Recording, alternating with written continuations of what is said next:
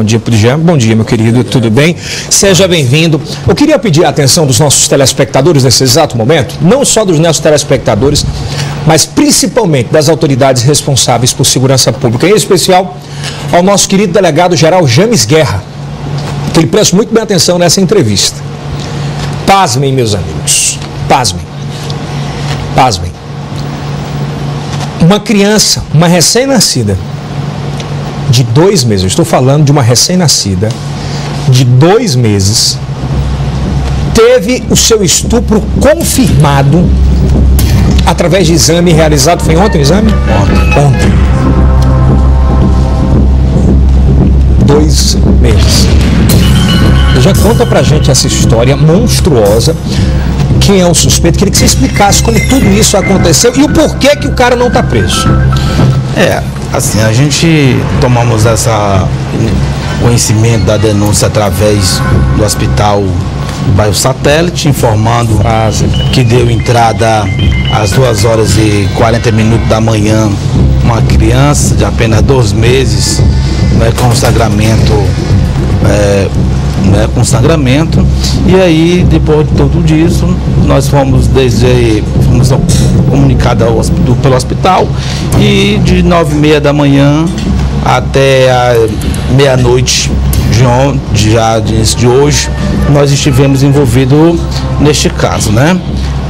Podemos dizer o seguinte, que após a ida lá na maternidade Avelina Rosa, através do Sanvis, fizemos a conversa lá com as peritas, um grave tão assim que a perita teve que chamar a coordenadora do próprio Sanvis para entender o que tinha acontecido, uma coisa tão monstruosa que nunca foi daquela forma, com um ser tão, né?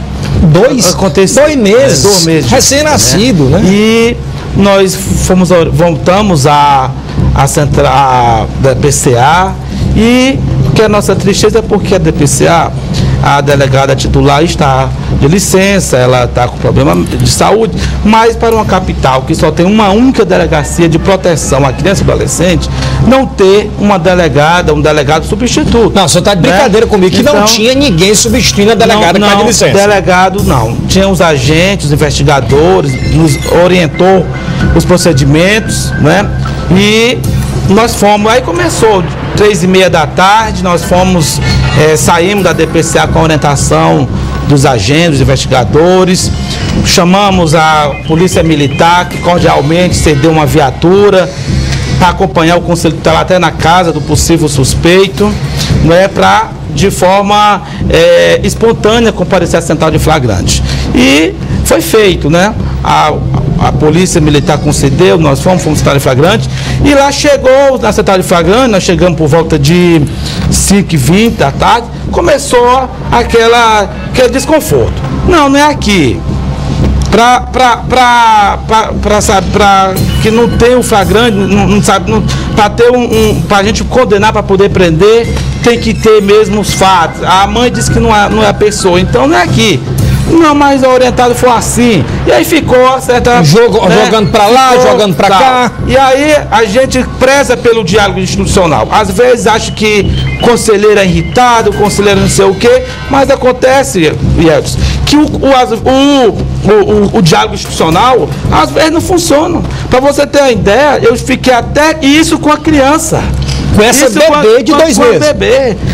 Assim, o que eu fico revoltado, um órgão como o Conselho Tutelar, que quer a proteção da criança, e o que acontece é considerado como um órgão periférico, porque o que aconteceu, foi feita tentativa ligado para... Isso aqui, o delegado, o coordenador da central, e com mais outro lado, 2 delegados envolvidos, ficou dizendo isso, que não era, que podia ser em outro lugar, tal, ainda tentaram, aí, eu sei que resumindo a ópera, para ali ser franco, foi preciso chamar um parceiro do GAV, que é o Miranda, uma instituição, mais uma vez, precisando de um parceiro, que é conselheiro de direito, para intervir, e que contamos com a sensibilidade do delegado Paulo Pires, faço esse agradecimento público, esse reconhecimento, que, mesmo com a demanda, ele coordenou os trabalhos, foi que começou a andar. Então, dizer o seguinte, que Aí a DPCA com os agentes, eu inclusive o Conselho Tutelar, fizemos alguma diligência por volta de 9 horas da noite. Isso ontem à noite ainda. Aí então da noite foram ouvidos todos os envolvidos nesse crime. Nessa monstruosidade. Agora, como não há de parte, nem da mãe, nem ninguém que foi, né? Não, o delegado, eu saí à meia-noite, ficou atendendo mais duas pessoas envolvidas. O certo é que ele lá disse, olha, que não tem como prender ninguém. Não tem como prender porque não podemos prender a pessoa por suposições. Nós vamos aqui, fizemos um termo, vamos mandar hoje. Esse é o exame? Não, aqui é só a parte do... Mas o exame foi constatado. O exame foi constatado, não tem... Olha, para você ver, a sensibilidade do delegado. O delegado Paulo Pires ligou para a perita que atendeu a criança. A perita, de forma muito cordial, atendeu o delegado. Ele mandou uma equipe da DPCA pegar os exames, o laudo provisório, porque ainda tem esse detalhe, Yeltsin. Quero aproveitar aqui essa audiência para dizer o seguinte, que quando tem um caso de abuso sexual, o Conselho Tutelar recebe um laudo provisório. Desde dezembro, o diretor do IML disse que não é mais para o Conselho Tutelar pegar o provisório, não. Aí o que acontece?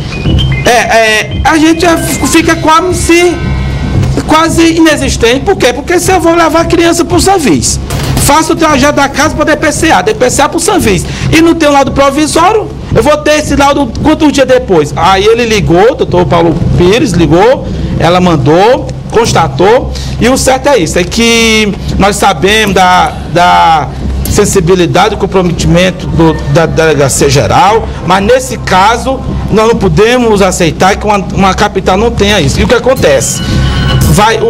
A história toda vai ser mandada para a delegacia, que me disseram que hoje mas não terá... tem nenhuma suspeita de quem tenha sido. Assim, o pai é o principal suspeito, é isso? Ele está fora, assim, ele é suspeito, mas não é só ele, né? Não é só ele. Então tira o GC, tá errado o GC. Aí o que acontece? O que acontece, Yeltsin?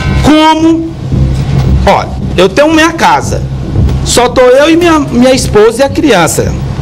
Ontem eu estive na casa dele, ontem, por volta de 9 horas da noite. Eu estive lá com os agentes, os investigadores.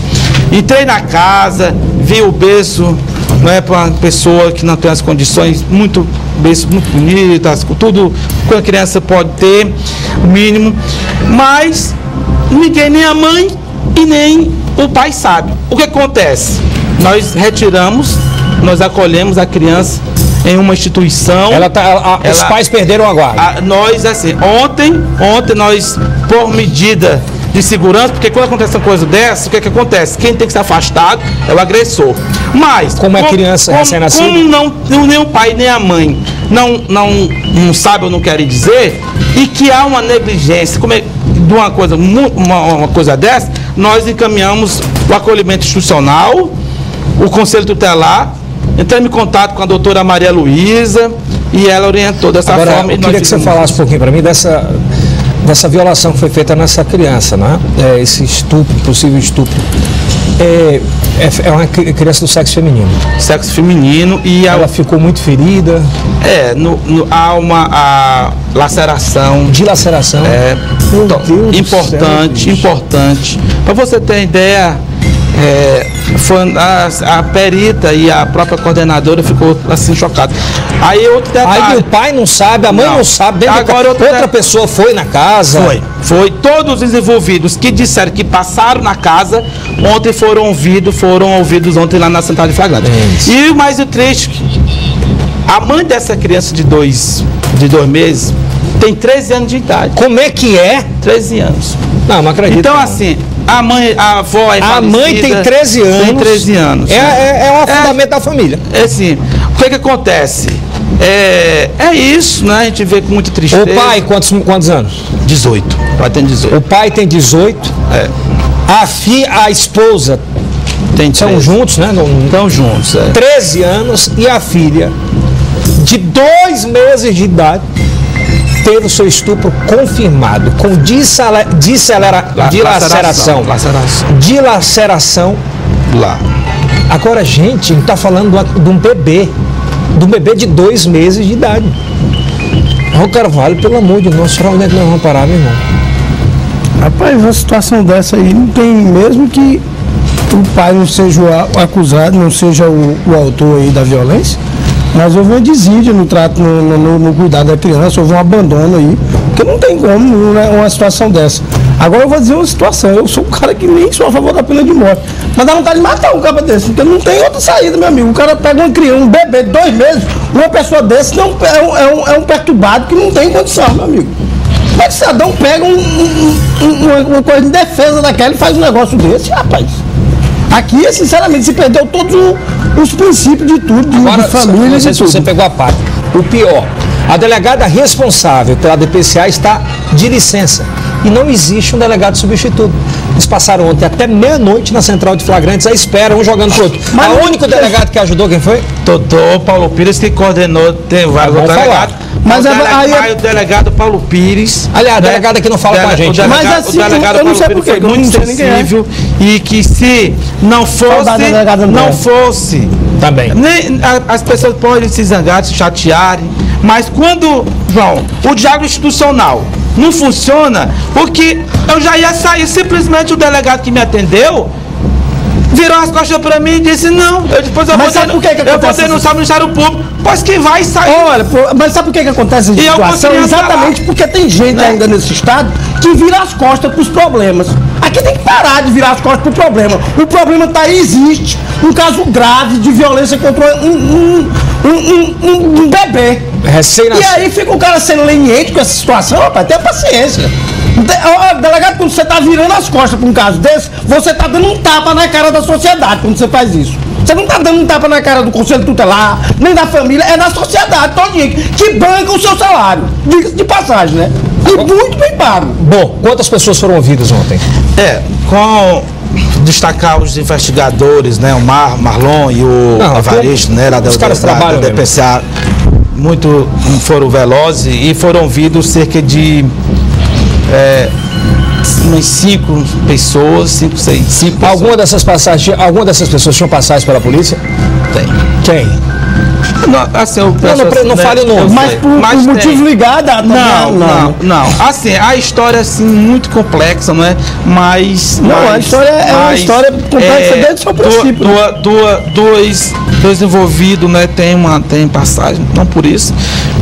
E a dúvida também é que se foi homem ou se foi mulher, ainda tem esse detalhe que também não está esclarecido se foi homem ou que foi. O certo é que houve a dilaceração. O certo é que houve a laceração da genitália da bebê. Agora você imagina, né? A pessoa, um cristãozinho desse com 2 meses, começa a vida sendo violentado. Rapaz, não existe isso. Dá vontade de me perdoe. O negócio, eu nem sou a favor de pena de morte, mas não vejo outra saída num caso desse aí. Um elemento desse não tem recuperação. Deixa eu ouvir o povo. Um elemento, ou seja homem ou mulher. Olha, muita gente dizendo assim, vergonha, esse cara tem que passar o resto da vida na cadeia. É o que não, diz aí aqui bom é como ele vai ser atendido lá. Eu vou logo falar a verdade, se for preso vai morrer no sistema prisional. Porque isso aí não sobrevive não, acaba do sistema prisional. Pode escrever. Se for preso, vai lá pra casa de custódia, vai direto aqui pra Zareia, vai descer pro cemitério. Gente, são 2 meses de idade, eu não consigo acreditar. Bom, saindo daqui, qual o procedimento agora? O procedimento, nós vamos registrar um BO, um boletim de ocorrência. O delegado Paulo Pires ficou de encaminhar hoje pela manhã todas as oitivas, todo o laudo, todos que ele pôde apurar ontem e com os outros delegados que estavam com ele coordenou e mandar para a DPCA. Lá nós fomos informados que hoje terá uma delegada lá já na DPCA, né? Porque tem que ter uma delegada. Até porque a gente tem aquela história, né? O fato de um estar de licença não quer dizer nada. A continuidade, o estado pessoal, né? O estado pessoal, o trabalho continua. E lá tem muito delegado para substituir um eventual licenciado. Não tem essa dificuldade. Muita gente falando, esse cara tem que morrer, merece morrer. Muita gente dizendo aqui que tem que morrer, que isso é uma revolta. Mais absurdo ainda é uma delegada não trabalhar. Não, e eu até falando em delegado lá, tá